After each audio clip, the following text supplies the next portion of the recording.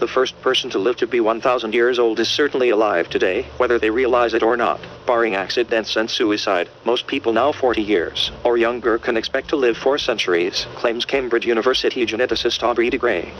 The only difference between my work and the work of the whole medical profession, de Grey adds, is that I think we're in striking distance of keeping people so healthy that at 90 they'll carry on waking up in the same physical state as they were at the age of 30, and their probability of not waking up one morning will be no higher than it was at the age of 30. The image above is one of 100 cast iron life-size human figures by British sculptor Anthony Gormley that explore the place of humanity in nature. Gormley, who has created and installed them high in the Alps, scattered over 150 square kilometers, 58 square miles of some of Austria's most dramatic scenery. I just don't think immortality is possible, countered Sherwin Newland, a former professor of surgery at the Yale School of Medicine. Aubrey and the others who talk of greatly extending lifespan are oversimplifying the science, and just don't understand the magnitude of the task. His plan will not succeed. Were it to do so, it would undermine what it means to be human. Perhaps de Grey is way too optimistic, but others have joined the search for a virtual fountain of youth. In fact, a growing number of scientists, doctors, geneticists, and nanotech experts, many with impeccable academic credentials, are insisting that there is no hard reason why aging can't be dramatically slowed or prevented altogether. Not only is it theoretically possible, they argue, but a scientifically achievable goal that can and should be reached in time to benefit those alive today. I am working on immortality, says Michael Rose, a professor of evolutionary biology at the University of California, Irvine, who has achieved breakthrough results extending the lives of fruit flies. 20 years ago, the idea of postponing aging, let alone reversing it, was weird and off the wall. Today there are good reasons for thinking it is fundamentally possible. Even the U.S. government finds the field sufficiently promising to fund some of the research. Federal funding for the biology of aging, excluding work on aging-specific diseases, like heart failure and cancer, has been running at about $2.4 billion a year, according to the National Institute of Aging, part of the National Institutes of Health. So far, the most intriguing results have been spawned by the genetics labs of bigger universities, where anti-aging scientists have found ways to extend lifespans of a range of organisms, including mammals. But genetic research is not the only field that may hold the key to eternity. There are many, many different components of aging, and we are chipping away at all of them, said Robert Freitas, at the Institute for Molecular Manufacturing, a non-profit nanotech group in Palo Alto, California. It will take time, and if you put it in terms of the big developments of modern technology, say the telephone, we are still about 10 years off from Alexander Graham Bell shouting to his assistant through that first device. Still, in the near future, say the next 2 to 4 decades, the disease of aging will be cured. But not everyone thinks aging can or should be cured. Some say that humans weren't meant to live forever, regardless of whether or not we actually can. It's interesting that Newland first says he doesn't think it will work, but then adds that if it does, it will undermine humanity. So, which is it? Is it impossible, or are the skeptics just hoping it is? After all, we already have overpopulation, global warming, limited resources, and other issues to deal with. So why compound the problem by adding immortality into the mix? But anti-aging enthusiasts argue that as our perspectives change and science and technology advance exponentially, new solutions will emerge. Space colonization, for example, along with dramatically improved resource management, could resolve the concerns associated with long life. They reason that if the universe goes on seemingly forever, much of it presumably anew, and we not populate it. However, anti-aging crusaders are coming up against an increasingly influential alliance of bioconservatives who want to restrict research seeking to unnaturally prolong life. Some of these individuals were influential in persuading President Bush in 2001 to restrict federal funding for embryonic stem cell research. They oppose the idea of life extension and anti-aging research on ethical, moral, and ecological grounds. Leon Kass, the former head of Bush's Council on Bioethics, insists that the finitude of human life is a blessing for every human individual.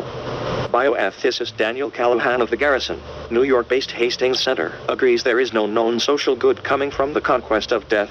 Maybe they are right, but then why do we as humans strive so hard to prolong our lives in the first place? Maybe growing old, getting sick, and dying is just a natural, inevitable part of the circle of life, and we may as well accept it. But it's not inevitable, that's the point, de Grey says. At the moment, we're stuck with this awful fatalism, that we're all going to get old and sick, and die painful deaths. There are 100,000 people dying each day from age-related diseases. We can stop this carnage. It's simply a matter of deciding that's what we should be doing.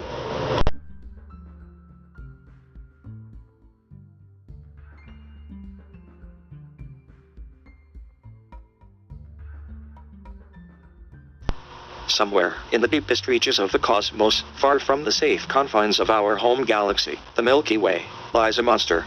Slowly, inevitably, it is pulling. Over the course of billions of years, it draws us, and everything near us closer to it. The only force that acts over such immense distance scales, and through cosmic periods of time is gravity. So whatever it is, it's massive and unrelenting. We call it the Great Attractor, and until recently, its true nature has been a complete mystery. Note that it's still a mystery, just not a complete one. The Great Attractor was first discovered in the 1970s when astronomers made detailed maps of the cosmic microwave background, the light left over from the early universe, and noticed that it was slightly, and slightly here means less than 1/100th of a degree Fahrenheit warmer on one side of the Milky Way, and the other implying that the galaxy was moving through space at the brisk clip of about 370 miles per second, 600 km. Even though astronomers could measure the rapid velocity, they couldn't explain its origin.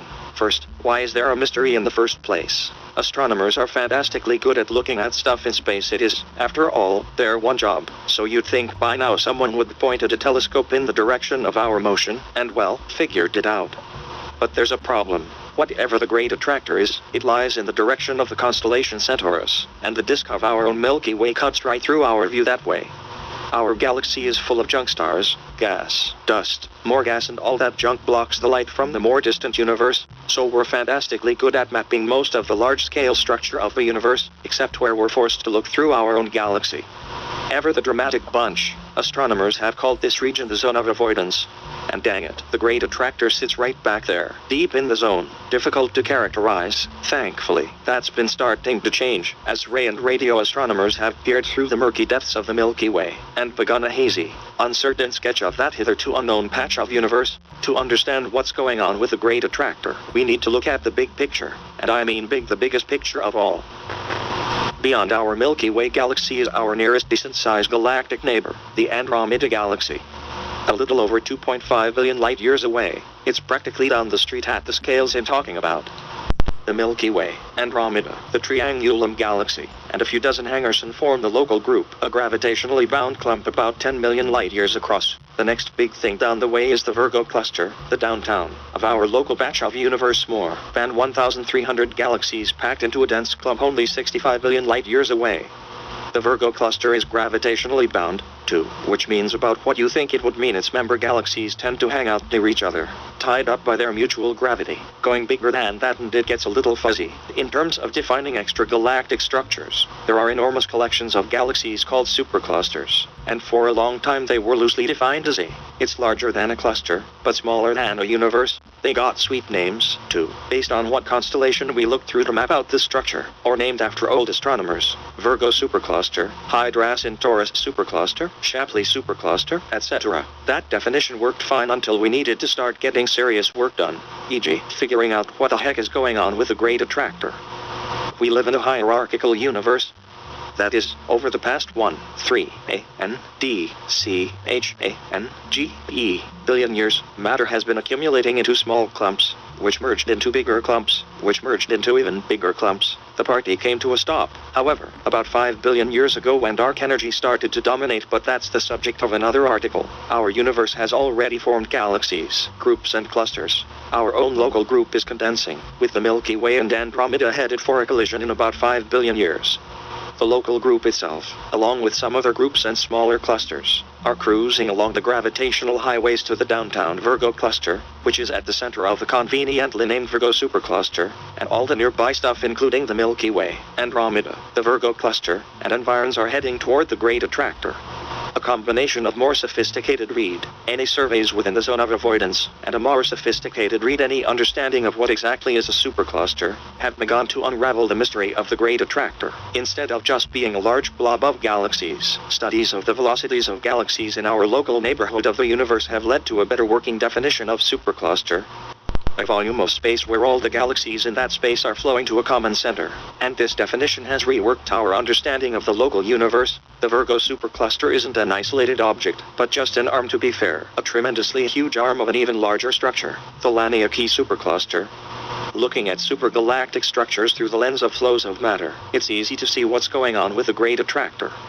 We live in a hierarchical universe, with small structures assembling like galactic Lego blocks into larger ones. The Milky Way and Andromeda are headed toward the center of the local group. As it condenses, all the stuff in the Virgo supercluster is falling towards its center, the Virgo cluster, and all the stuff in the Laniakea supercluster is falling towards its center, currently occupied by the Norma cluster, which is the accumulation of all the gas and galaxies that already beat us there. So the Great Attractor isn't really a thing, but to place the focal point of our patch of the universe, the end result of a process set in motion more than 13 billion years ago, and the natural result of the flows and buildup of matter in our universe. How did this process begin? Well, that, too, is another article, and before I go, the Great Attractor won't stay that great for long. In fact, we'll never reach it. Before we do, dark energy will rip the Norma cluster away from us. Clusters will stay like they are, but superclusters will never live up to their names. So take comfort in that we have nothing to fear from the Great Attractor.